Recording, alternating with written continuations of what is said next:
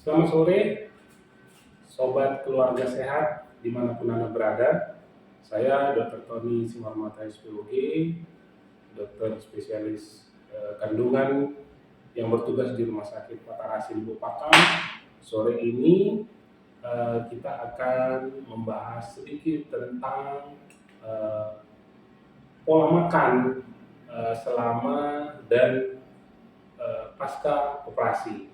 Jadi pada saat ini banyak sekali saya juga banyak menemukan keluarga-keluarga yang dilakukan tindakan operasi sesar itu masih banyak yang berpikiran ortodok, maksudnya masih berpikiran zaman dahulu bahwa operasi itu harus puasa, kemudian nanti pasca operasi itu makanan harus semuanya dibatasi, tidak boleh makan ini, tidak boleh makan itu.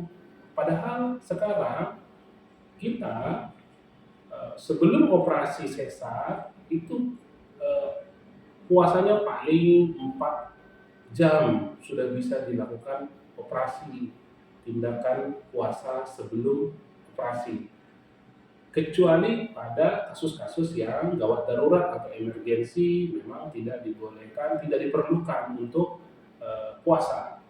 Nah, pasca operasi atau setelah operasi sesar, makanan yang pertama sekali diberikan kepada pasien itu memang makanan-makanan yang bertekstur yang lembut, tapi tidak boleh dibatasi, maksudnya jamnya. Begitu selesai operasi, kalau tidak ada gejala mual, muntah, tidak ada pusing, tidak ada efek-efek dari anestesi atau obat bius yang masih ada sama si pasien, nanti akan dinilai sendiri oleh misalnya dokter anestesi.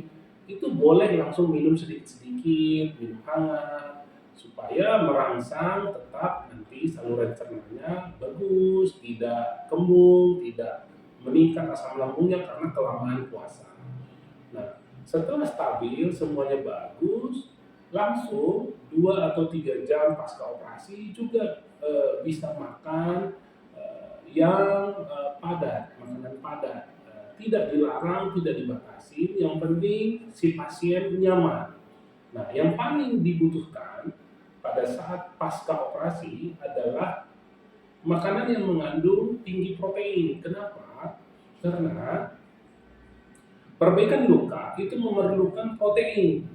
Jadi selama ini yang saya lihat di rumah sakit atau di ruang perawatan, saya sudah menganjurkan untuk makanan yang mana yang disukai oleh ibunya. Yang penting makanan itu berupa protein tinggi, serat juga tinggi, atau yang mengandung yang buah-buahan juga boleh, yang mana saja boleh. Yang penting pasiennya tidak mengeluhkan perut kembung misalnya. Boleh, apa saja boleh.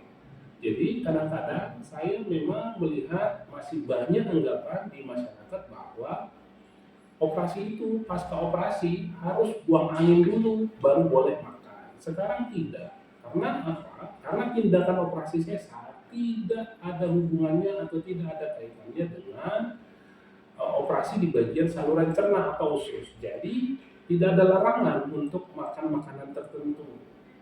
Jadi kalau bisa kedepannya adalah sebagai edukasi kepada masyarakat, mohon jangan dibatasi. Senyaman ibunya saja. Yang penting istirahat cukup, minum yang cukup, kemudian makanan yang bergizi, contoh yang terdiri atas protein, daging, ikan. Dulu dianjurkan telur, karena apa? Karena telur, putih telur itu adalah sumber protein yang murah dan gampang didapat. Tapi kalau misalnya zaman sekarang sudah banyak variasi protein, misalnya bisa dari daging, ikan, ayam, boleh, semuanya boleh. Karena perbaikan luka yang bagus adalah dari sumber protein, sehingga perbaikan luka akan cepat menyatu, akan cepat sembuh. Nah, kami para dokter sudah senantiasa mengedukasi, tapi tetap saja dari keluarga, kadang-kadang nanti di rumah, kadang-kadang nanti yang dituruti oleh pasiennya adalah pihak tetangga, keluarga yang masih pikirannya masih zaman dulu. Kami begitu pasiennya kontrol, kita lihat kondisi pasiennya lemas, pucat, kembung perutnya. Kenapa? Karena selama di rumah semua dibatasi, semua dilarang. Padahal dari kami untuk operasi sesar tidak ada larangan makanan. Yang penting senyaman ibunya, tapi kalau bisa dengan protein tinggi. Demikian tips berbagi hari ini, mudah-mudahan boleh diterima dan kita yang mendengar bisa jadi agen pembaharu di kalangan masyarakat, terutama ibu-ibu atau pasangan keluarga yang menantikan si buah hati yang kelak mungkin akan dilakukan tindakan operasi sesar. Demikian, terima kasih, salam.